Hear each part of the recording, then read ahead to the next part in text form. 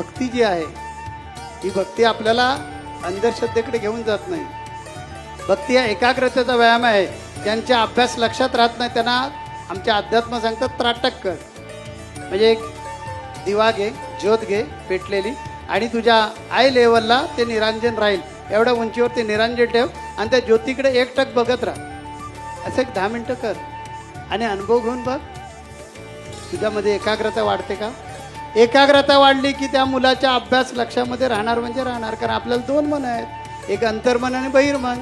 ही 2 मन एकाग्र झाल्यानंतर आपल्यामध्ये पोक्तपणा येतो, आपल्यामध्ये दूरदृष्टी येते. आणि मग दूरदृष्टी आली की आपल्याला कळतं की आपण जनावर नाही. आहार निद्रा भय मैथुन सर्व योनी समसमान, परंतु मनुष्य देहीचे ज्ञान अधिक जाण सर्वांसी.